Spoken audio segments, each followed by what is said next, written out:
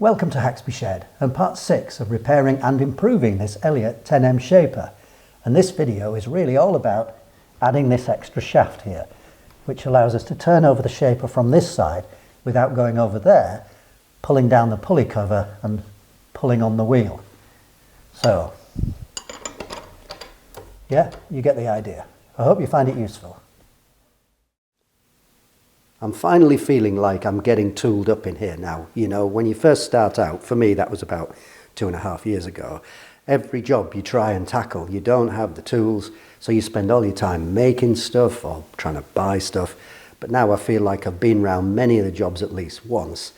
The exception perhaps being on the mill, which is new to me. I'm just lining up this casing with this 3.5mm drill, and then I'll use a step drill to open that out. And I'm going to open it out to 18 to start with, so I can put this casing back on, try that piece of dowel in, and just make absolutely certain that that hole is lined up with the shaft. Then I'll go through with the 20, which is the size of the shaft I'm adding, and we'll see if that's going to work okay. If not, I may just have to open it out slightly with a boring head on the mill, but we'll see. I've put this step drill into an ER32 collet because both of my big chucks run out. Anything up to 10 thou, so they need servicing when I get a minute.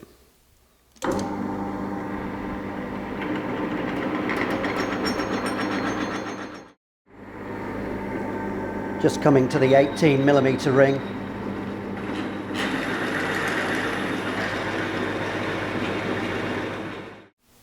That outer hole is 18mm, the inner hole where it's stepped is 16mm. I've machined the end of this down to 16 and it goes in there very nicely. When I put it in from the other side, it doesn't quite line up and I want to get it spot on. So this was the point of not machining it out to 20 yet. I wanted to test it with this. Okay, I could just make a hole bigger than 20, I just want to get it right. A bit awkward to show this, but that piece of wood doesn't quite line up. Well, because I'm going to have to move the centre of that hole very slightly, I'm going to finish it with a boring head on the mill. So I've got it set up, and this casting is centred now on the 18mm step on that step drill on the mill. I only got my boring head about a week or so ago. I got it at the Harrogate Model Engineering Show. It was a bit of a lucky find, I'll tell you about it. I paid £45 for this boring head, 2-inch Imperial. It was on at 50. The guy didn't take card. I only had £45 actually in cash, and I said, well, take it or leave it, and he took it. So that was good. It came with this Morse Taper 3/8 UNC drawbar, 7/8 by 20 TPI screw thread here on the adapter. Now I was looking for one of that size because my adapter for the 30-inch is just that, 7/8 by 20 TPI. You've got to be a bit careful because these heads come with all sorts of threads on them. I've seen them 1.25 inches, 1.5 inches and so on. So finding one that was 7/8 20 TPI was great for me. The fact that it's calibrated in thou is irrelevant really because there's no absolute reference as to what these bore to. All this is just for the adjustment, you know, and I know how many thou there are in a 100th of a mil and vice versa, so it's fine. I was very pleased with that actually. I've just done some great recordings with no audio on them, so just to recap, I moved the table 1/4 mm towards me just to reposition this hole. I machined it, it was 18.2, I wanted 2 more millimeters to make this 20. I set 40 thou on here, and I've just discovered that that dial is calibrated in diameter, not in radius. So I'm only at 19, just over 19 at the moment, so another 40 thou to add to this.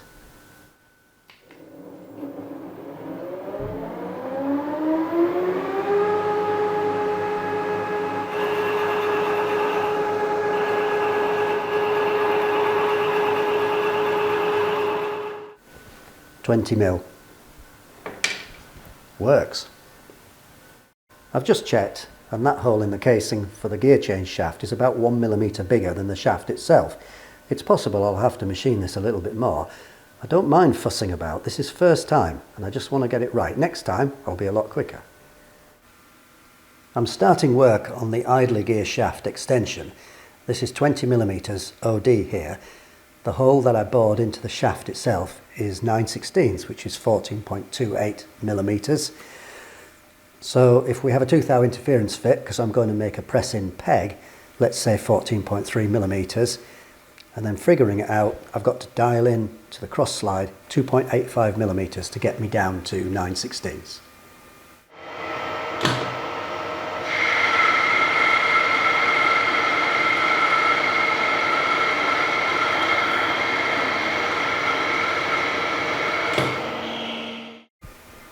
Well, that's not free cutting, but that helps actually, because I thought I might weld this shaft, and free cutting's not going to weld very well.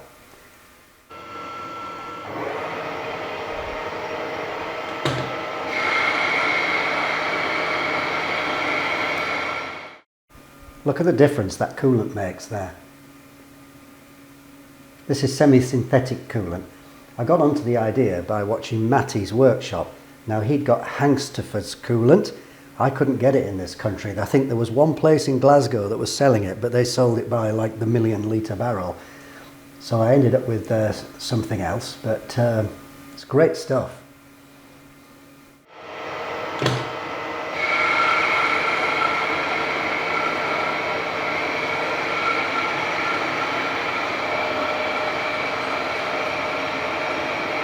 One millimetre cut.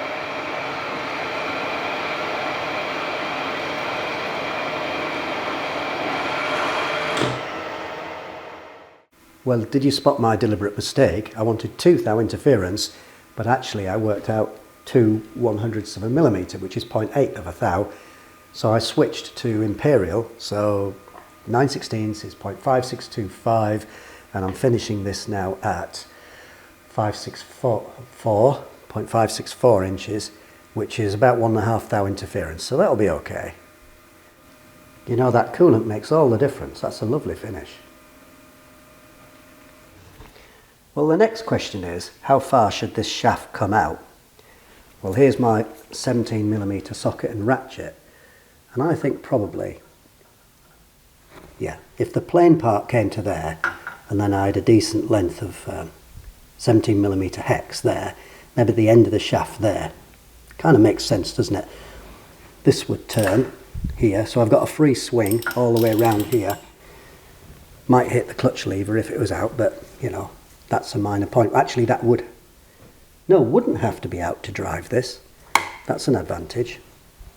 Yeah, so I reckon something like that. So I'm just going to mark it with my pen. So that's the end of the plain part, and then maybe that's the end of the hex.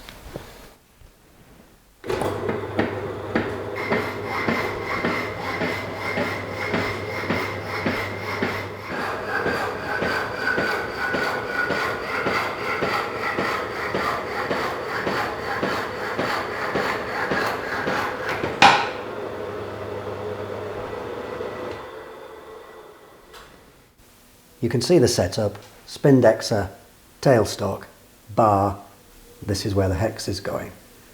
Now, I could use this, but the last time I used this, I didn't have much luck with it. I somehow got it a bit tipped. It wasn't right. But also, this is the setup I'm going to need for cutting the flutes on the tab that I'm going to use to cut the new nut for this table. So this is a good practice run for me as well. Now, whilst I'm setting this up, I'll just point out that one or two people have said to me that I'm not putting in the Clarkson collets correctly. They could see a gap between this and this here, which you're not supposed to have. So they've told me what you're supposed to do is tighten that up with this loose, tighten that finger tight, move this back a quarter of a turn. Is that a quarter? Tighten that up again, then put the spanner on and tighten this until this face meets this face. Anyway, I won't be using that one. The problem I've got is some of the threads on my Clarkson collets are damaged, and you can't turn that one by your fingers, you see, so you lose the feeling. Anyway, that one's a metric one, look, because it's got that stripe on it there, and this one is imperial, and they're just plain. They're great. I love them. I'm just trying to, learn how to set them up properly. Back when I was doing my basic training, so that's machine shop training, 16 to 17 years old, nobody I'd never heard anybody mention an edge finder. We used to use cigarette paper like this. You take a piece of that, lick it, stick it on, and cigarette paper is about a thou. So you touch off to that. I haven't done that very well, have I? And when that wipes that off, you know that you're a thou above the work. I'll have to practice this. That's the first time I've done that for a long time. I'm just tapping the handle. Come on. Hey, there you go. Touched off.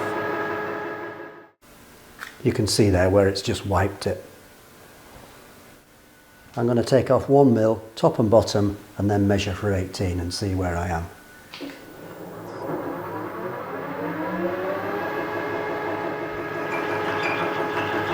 Oh, it's wobbling.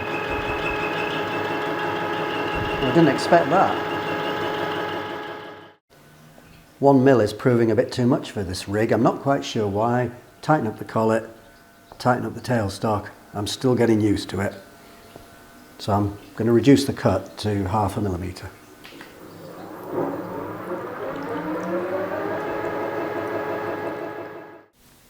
I hope you can read sideways. 17.01. I think that's near enough. So this is the last pass now.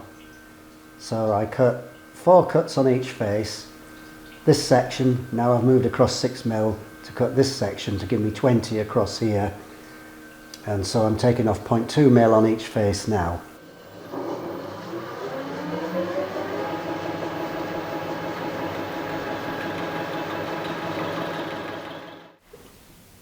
There is a slight ridge there, but I can't really feel it. It's not going to have any effect on this anyway. So now I'll just get it in the lathe and clean up these ends a bit.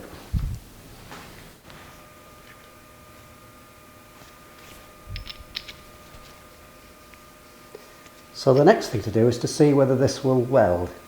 I'm thinking about pressing this in to that idler shaft, that intermediate shaft, and then just putting a bead of weld around it, TIG. So I'll just use another piece as a test piece and see if I can actually get a bead like that to work. This is my setup for the test piece here. Foot switch to start it. Need to slow it down obviously. I don't think I'm going to show myself welding because I just need to concentrate on this and not to be thinking about this. That's probably about the right speed.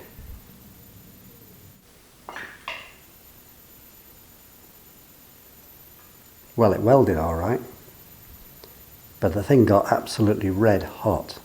I started off at 95 amps and dropped it to 80 amps. I added filler wire. I really didn't need very much at all. So perhaps I'll lay off that a bit. It's not a bad weld, but I'm going to try some pulse, try and keep some of the heat out of it. 100 amps, 40% pulse. One of the problems is your eyes are focusing on just this little bit here and nothing else. So you can't really see that the thing's been round or not. So, you know, now and again you need to sight back onto this here, onto the chuck, and try and figure out when it's gone all the way around. You don't see it because I don't video until the fan has stopped on the welder, but it's glowing absolutely red hot when I've finished the weld. That's what I'm talking about. So the next thing is now is to press this into this. I'll warm this up first. I'll come back when it's done. Well, there was a little bit of distortion to sort out just there where I'd welded, but otherwise that's done. This shaft is pretty rubbish. This one is real quality. This is soft as anything really. Mind you, it's lasted 60 years so far.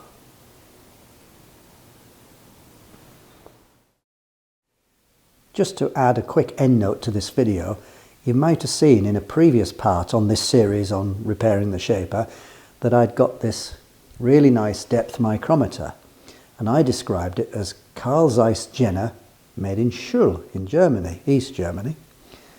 Well, I've had a comment from a viewer who's based in Frankfurt, MFT Machining, and he said, no, I wasn't right about that. Actually, it's Keilpart Schul. Now, I might not be saying that right. It could be Keilpart, K-E-I-L. So it's still Schul, the same city, but it's a different manufacturer. So thank you very much for that. I didn't, and you can see the KS logo there. I might just zoom in a second to show you. So that makes more sense because Carl Zeiss isn't KS.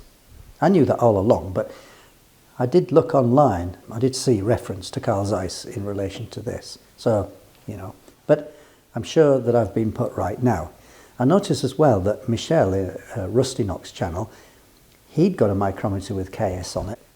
Anyway, thanks very much. I'll put a link into both of those channels. That's it. Thanks for watching Haxby Shed. Keilpart Schul. Maybe.